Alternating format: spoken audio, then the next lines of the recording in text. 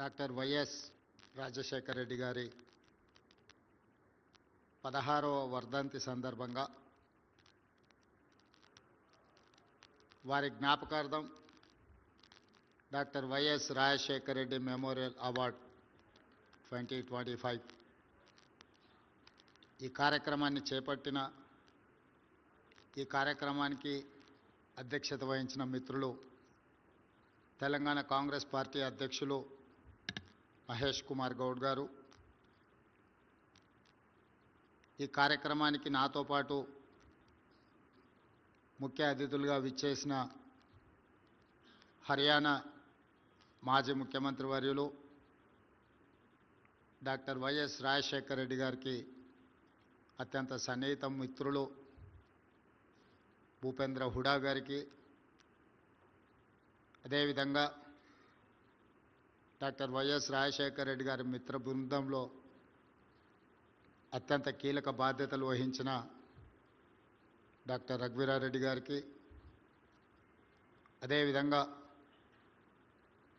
వారి అనుచరులుగా వారితో కలిసి పనిచేసినామని గొప్పగా చెప్పుకునే తెలంగాణ ఉప ముఖ్యమంత్రి వర్యులు బట్టి విక్రమార్క గారికి, దుద్దిళ్ల శ్రీధర్ బాబు గారికి, అవార్డు గ్రహీతలు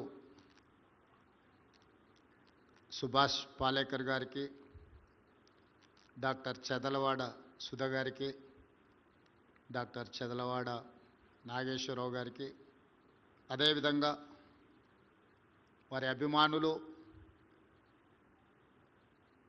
వారికి నీడగా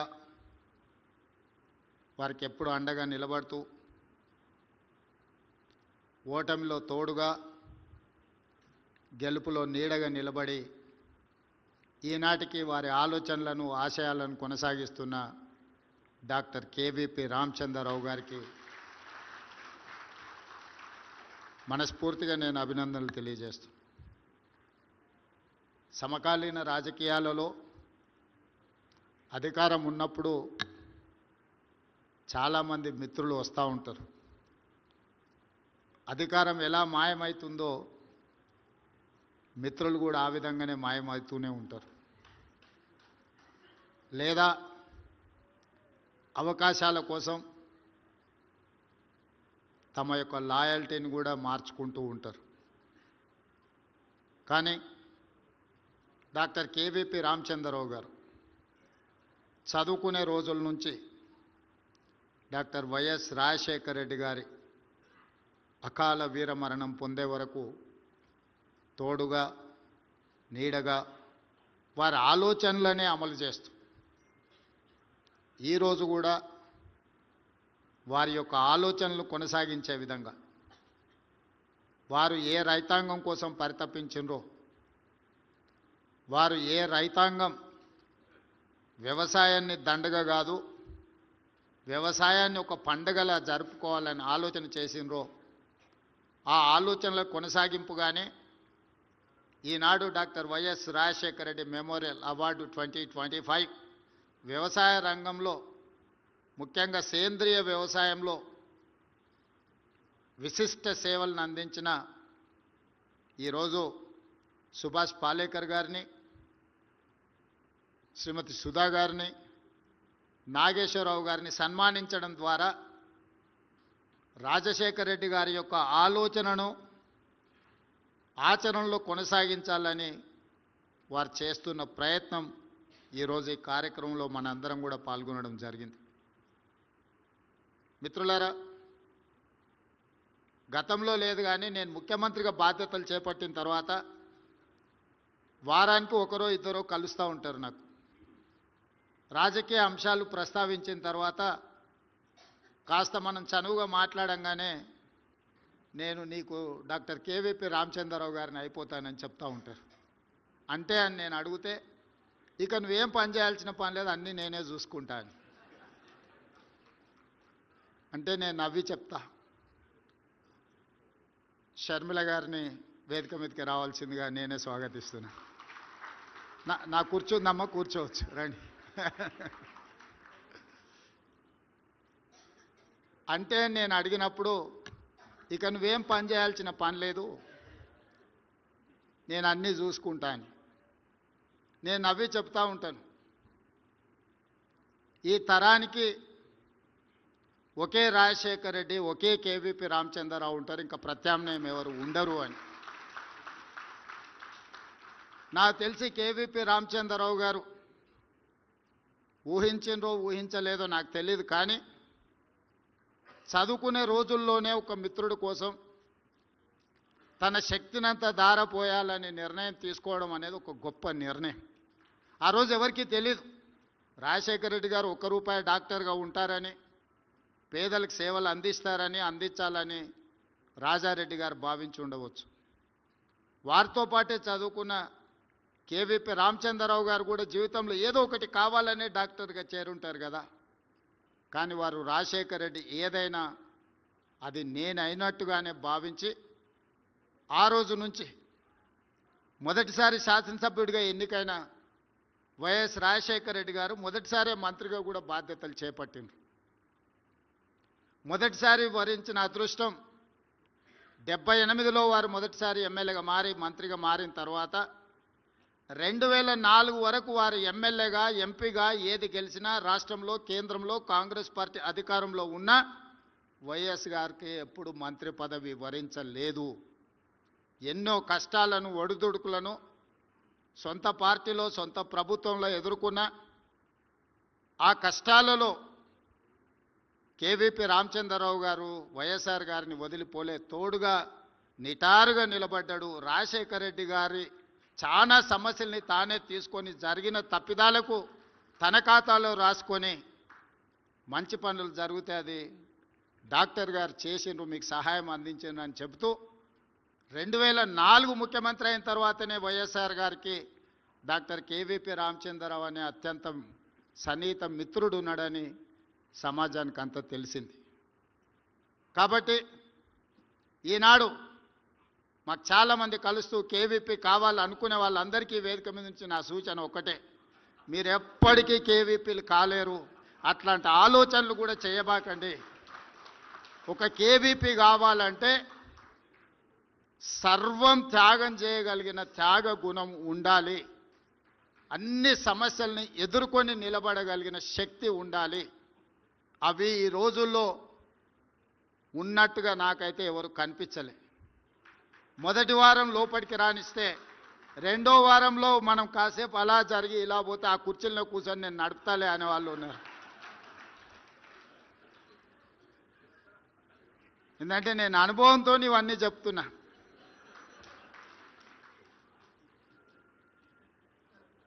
అందుకే ఈరోజు రాజశేఖర రెడ్డి గారి మరణానంతరం 16 సంవత్సరాలు పూర్తయినా రైతుల పట్ల రాజశేఖర రెడ్డి గారికి ఉన్న అభిమానాన్ని గుర్తించి, రైతుల పట్ల కేవీపీ రామచంద్రరావు గారికి అభిమానం ఉందో లేదో నాకు తెలియదు, నేను అప్పుడు అడగలేదు. కానీ డాక్టర్ వైఎస్ రాజశేఖర రెడ్డి గారికి రైతుల పట్ల ఉన్న అభిమానం, వ్యవసాయం దండుగ కాదు, వ్యవసాయాన్ని పండుగ చేసి రైతునే రాజును చేయాలన్న వైఎస్ఆర్ ఆలోచనని కొనసాగించాలన్న ఆలోచనతో ఈరోజు కేవీపీ గారి కార్యక్రమాన్ని ఏర్పాటు చేయడం జరిగింది. ఈరోజు కాంగ్రెస్ పార్టీ కాదు, ఈ దేశంలో రాష్ట్ర ప్రభుత్వాలు ఏర్పడాలి అని అంటే ఖచ్చితంగా ఉచిత విద్యుత్ హామీ ఇవ్వాలన్నంత బలమైన ముద్ర రాజశేఖర రెడ్డి గారు ఈరోజు చెరగని ముద్ర రైతుల మెదళ్లలో, రాజకీయాల మీద వారు ప్రభావితం చేసిండ్రు. ఆనాడు రాజశేఖర రెడ్డి గారు రైతులకు ఉచిత కరెంటు ఇవ్వాలి అన్నప్పుడు చాలా రకమైన చర్చలు జరిగినాయి. అసాధ్యమన్న వాళ్ళు ఎక్కువ మంది. కానీ 2004లో మొదటిసారి కాంగ్రెస్ ప్రభుత్వం ఏర్పడిన ఉమ్మడి ఆంధ్రప్రదేశ్ రాష్ట్రంలో ఎల్బీ స్టేడియంలో వేలాది మంది సమక్షంలో మొట్టమొదటి సంతకం వైఎస్ఆర్ గారు రైతులకు ఉచిత కరెంటు ఇవ్వడమే కాదు, వేలాది మంది రైతుల మీద ఉన్న క్రిమినల్ కేసెస్ను తొలగించి 1300 కోట్ల రూపాయల ఆనాటికి విద్యుత్ బకాయిలను ఒకే ఒక సంతకంతో రద్దు చేసిన నాయకుడు డాక్టర్ వైఎస్ రాజశేఖర రెడ్డి గారు.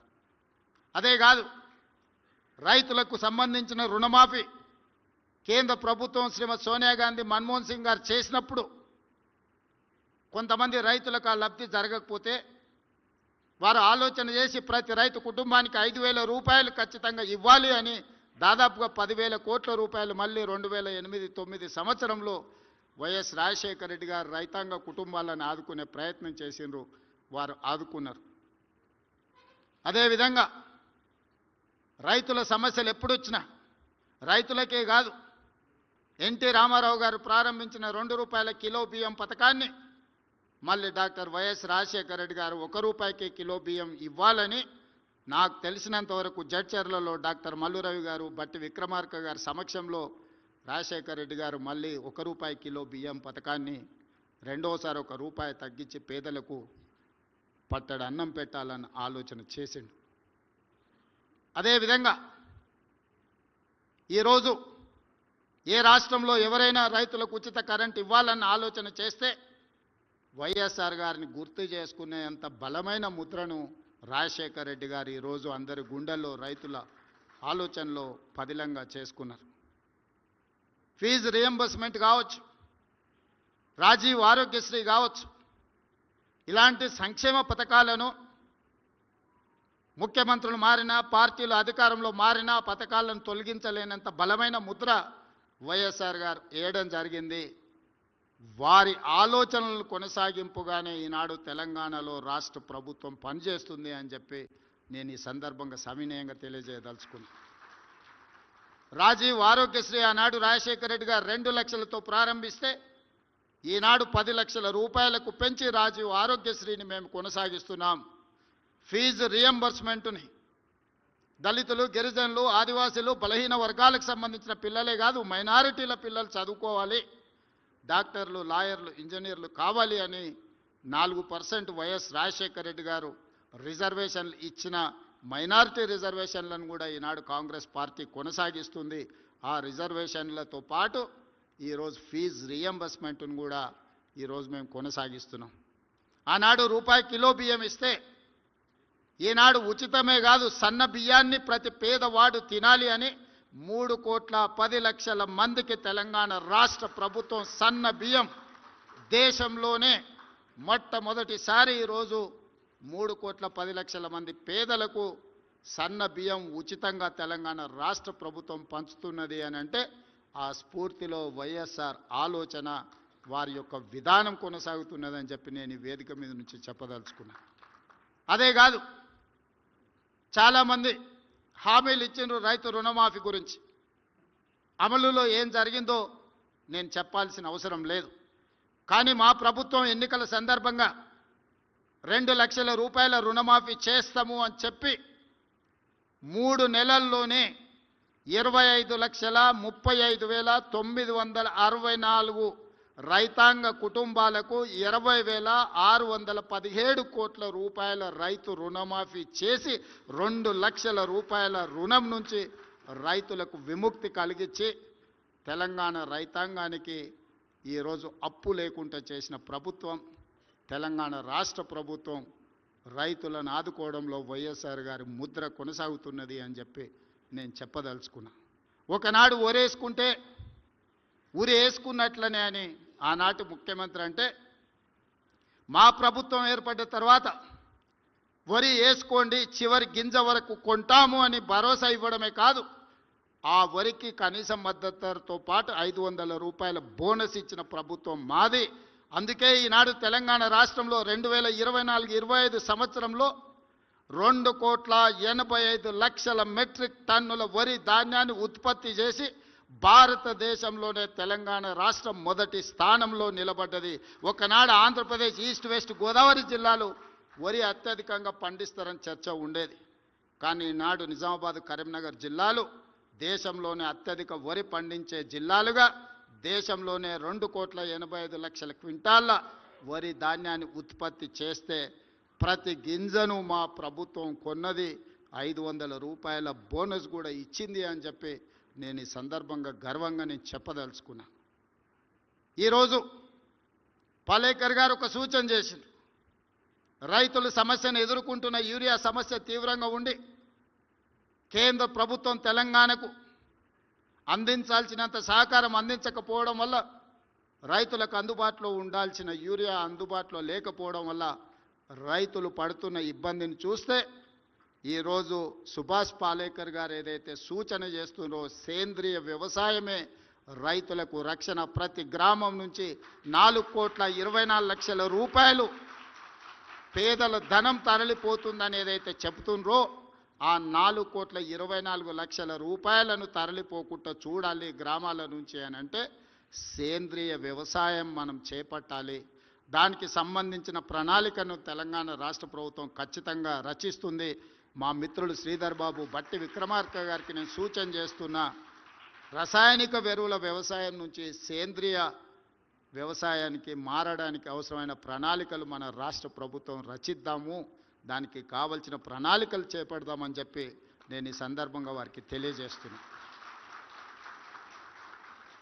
అదేవిధంగా మిత్రులారా, ఆనాడు రాజశేఖర రెడ్డి గారు వ్యవసాయం దండగ కాదు పండుగ చేయాలనుకున్నప్పుడు తెలంగాణ ప్రాంతంలో కరువులు, వలసలు, కాలిపోతున్న ట్రాన్స్ఫార్మర్లు, పేలిపోతున్న మోటార్లు, ఈ బాధ నుంచి రైతాంగాన్ని కాపాడాలి, శాశ్వతంగా ఈ సమస్యకు పరిష్కారం చూపించాలి అని 1975లో ఎస్బి చవాన్, జలగం వెంగళరావు గారు చేసుకున్న ఒప్పందం గోదావరి జలాలను ప్రాణహిత నుంచి మొదలుపెట్టి చేవెళ్ళ వరకు తరలించాలని చేసుకున్న ఒప్పందాన్ని 2007-8లో రాజశేఖర రెడ్డి గారు తిరిగి పునఃప్రారంభించి పునర్జీవనం పోయడం జరిగింది. వారి మరణానంతరం జరిగిన పరిణామాలు, చేపట్టిన పనులు 11,000 కోట్లు ఖర్చు పెట్టినా ఆ తర్వాత రీడిజైనింగ్ల పేరు మీద ప్రాణహిత తుమ్మిడిహెట్టి దగ్గర కట్టాల్సిన ప్రాజెక్టు కానీ, చేవెళ్ళ ప్రాంతానికి తరలించాల్సిన నీళ్లు కానీ రాలేదు.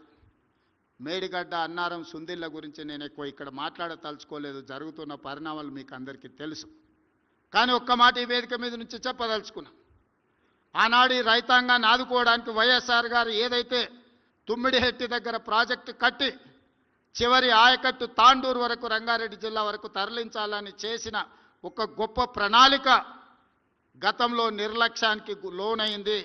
ఈనాడు ఈ వేదిక మీద నుంచి రాజశేఖర రెడ్డి గారి ఆశయాలను కొనసాగించే ప్రభుత్వంగా నేను మాట ఇవ్వదలుచుకున్నా. తుమ్మిడిహెట్టి దగ్గర మళ్ళీ ప్రాజెక్టును కడతాం.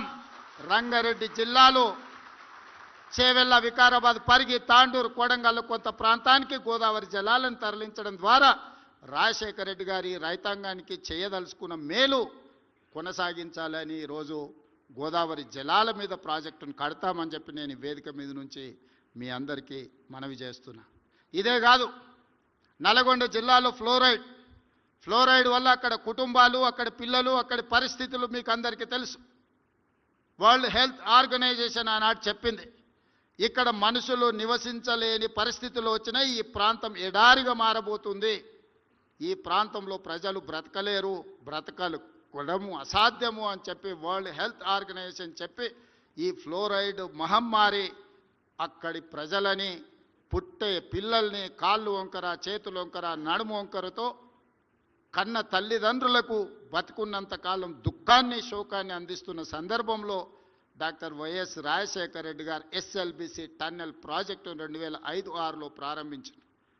ప్రపంచంలోనే పొడవైన టన్నెల్, 42 కిలోమీటర్ల సాగునీటి ప్రాజెక్టు కోసం ఆనాడు గొప్ప టెక్నాలజీ టన్నెల్ బోరింగ్ మిషన్, ప్రపంచంలోనే ఒక టెక్నాలజీ తీసుకొచ్చి మనుషులు తవ్వే టన్నెల్స్ కాదు, టన్నెల్ బోర్ మిషన్తోని 11 మీటర్ల డయా అంటే దాదాపుగా ఒక పెద్ద రోడ్ అంత సైజు టన్నెల్ని తవ్వాలి అని ఆనాడు 2,000 కోట్ల రూపాయలతో రాజశేఖర రెడ్డి గారు ప్రారంభించారు.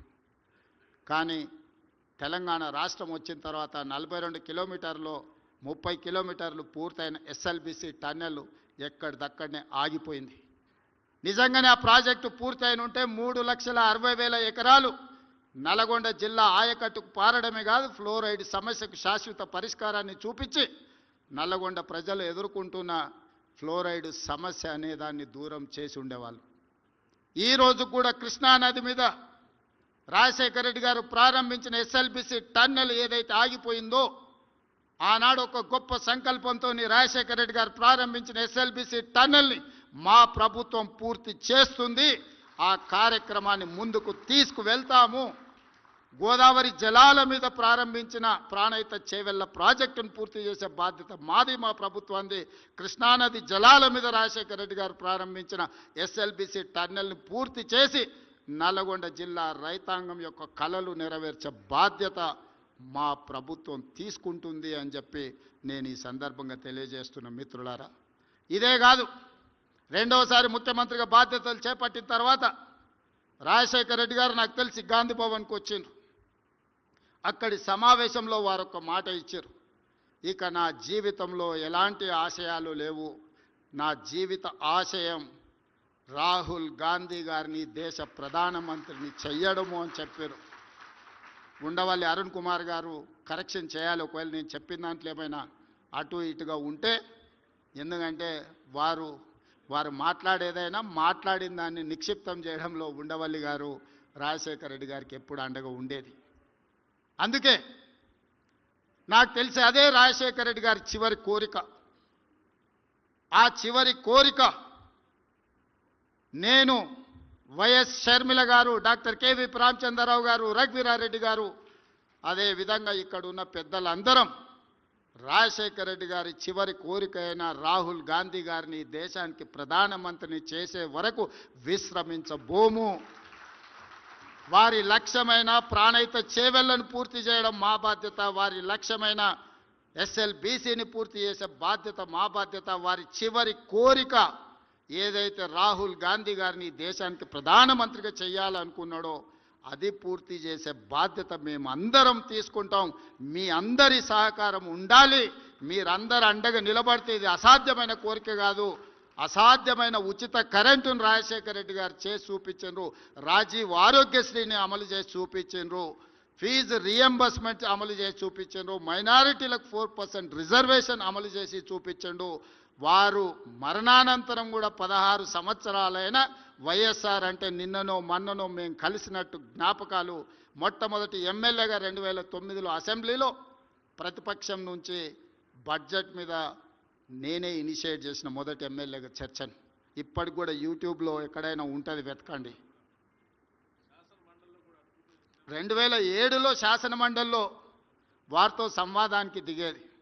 పర్టికులర్గా 2009 బడ్జెట్ సెషన్స్లో ఎట్టయినా రాజశేఖర రెడ్డి గారి దృష్టి ఆకర్షించాలి, రాజశేఖర రెడ్డి గారితో వాదనలో నిలబడాలి అని రాత్రి మొత్తం బడ్జెట్ మీద చదువుకొని ఉదయం ఒక్క క్షణం కూడా నిద్రపోకుండా ఇంట్లో నుంచి సరాసరి శాసనసభకి వెళ్ళి రాజశేఖర రెడ్డి గారి ముందు నిలబడి 53-54 నిమిషాలు బడ్జెట్ మీద మాట్లాడితే మొదటిసారి ఎమ్మెల్యే కదా అని రాజశేఖర రెడ్డి గారు తీసి పడేయలేదు. రాజశేఖర రెడ్డి గారు ముఖ్యమంత్రిగా లేచి నిలబడి నేను మాట్లాడిన ప్రతి మాటకు, నేను చేసిన ప్రతి విమర్శకు ముఖ్యమంత్రిగా వారు సమాధానం చెప్పి ప్రోత్సహించిండు.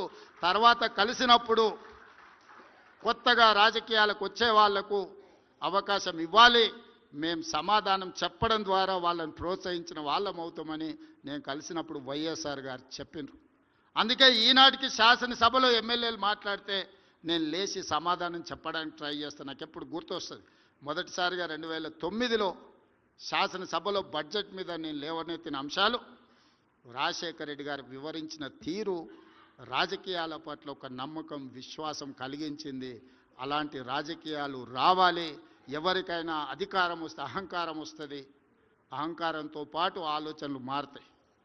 రాజశేఖర రెడ్డి గారు ముఖ్యమంత్రిగా మారిన తర్వాత అహంకారం కాదు, ఆలోచనతో ప్రజలు ఏమి ఆశిస్తున్నారో, ప్రతిపక్షాలు ఏమి సూచన చేస్తున్నాయో వాటిని పరిగణలోకి తీసుకొని పరిపాలన చేయాలని, అంతకంటే ముందు వారు ఉన్న విధానాన్ని మార్చుకున్నా అని వారే చెప్పి నాకు కోపం అనే నరం తెగిపోయింది, నేను ప్రజలకు సేవ చేస్తాను రాజశేఖర రెడ్డి గారు ఏదైతే చెప్పినరో, ఈనాటి రాజకీయాలకు రావాలనుకున్న వాళ్ళందరికీ ఇదొక సూచన. ఈ సూచనలతో ముందుకు వెళ్దాం. తప్పకుండా రాజశేఖర రెడ్డి గారు ఏవైతే అసంపూర్తిగా వదిలేసిన జ్ఞాపకాలు ఉన్నాయో వాటన్నిటిని పూర్తి చేయడం ద్వారా రాజశేఖర రెడ్డి గారి యొక్క పేరును శాశ్వతంగా ఈ తెలుగు ప్రజలు గుర్తుపెట్టుకునే విధంగా కొనసాగిద్దామని తెలియజేస్తూ మీ అందరి దగ్గర సెలవు తీసుకుంటున్న మిత్రులారా.